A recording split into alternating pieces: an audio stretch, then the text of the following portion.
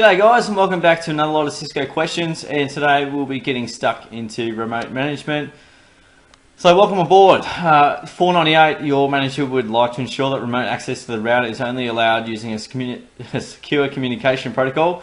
Which command would you use? So we've got transport input SSH, transport input SSH on the config line, transport input both, transport input telnet.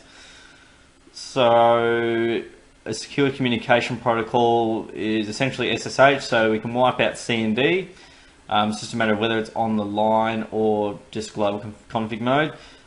When you're configuring this, you're normally on the line to do this, so B is the answer. So it has to be config line transport input SSH to define the secure communications. 499, you are responsible for configuring telnet access to the router. Which of the following commands would you use to ensure a username and password are required for telnet access? So with this one, we can pretty much wipe out A because it's console, and we need virtual teletype, which is a line VTY you see there. So it's going to be one of B, C, or D. And we can see that it needs a username and password to authenticate. So if you looked at my other video, we learned a little bit about username and password authentication and the commands associated with those. So if you have a username and a password, it is login local that you need. Those two are logins, so therefore it leaves us with D, and therefore it is D, username Bob, password pass, bad password by the way, line VTY 04 as the protocol, login local, which gets us across the line. 500, you want to remotely manage your Cisco devices. What protocol should you use? We've got Telnet, SSH, HTTP, FTP. So three of those are unsecure in theory.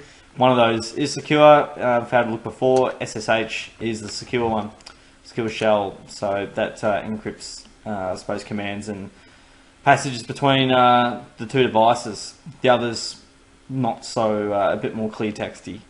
501, you are having trouble telnetting into a router from your client system. You can successfully ping the IP address of the router. What may be the problem?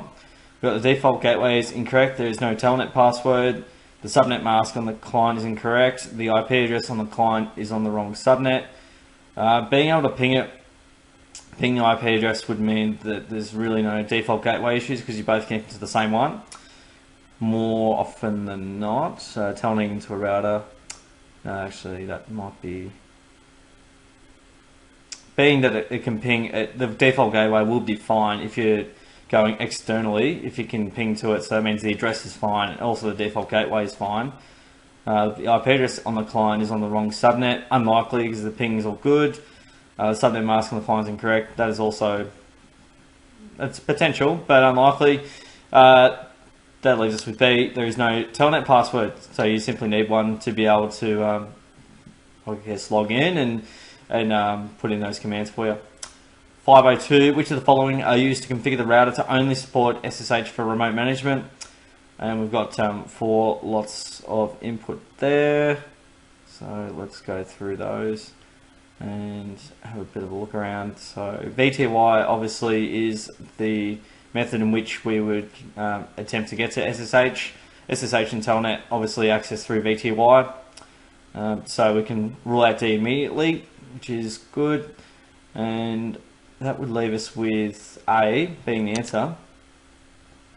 Crypto key generate RSA, line VTY 04, login local, giving a username and password. Transport input is SSH. So obviously telnet is not going to be the answer, which is C.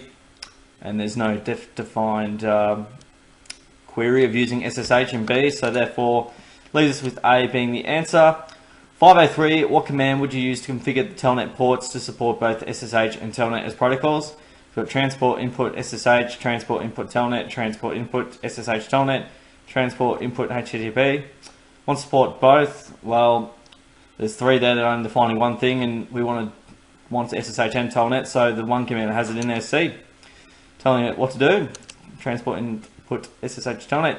That's it, guys. Thanks heaps for watching the video. Really appreciate your time. Subscribe away, 1 click away. Muchly appreciated. I love when we get new subscribers on board. Muchly appreciated. Like the video, all that good stuff. Thanks for hanging around, guys. I'll see you in the next video.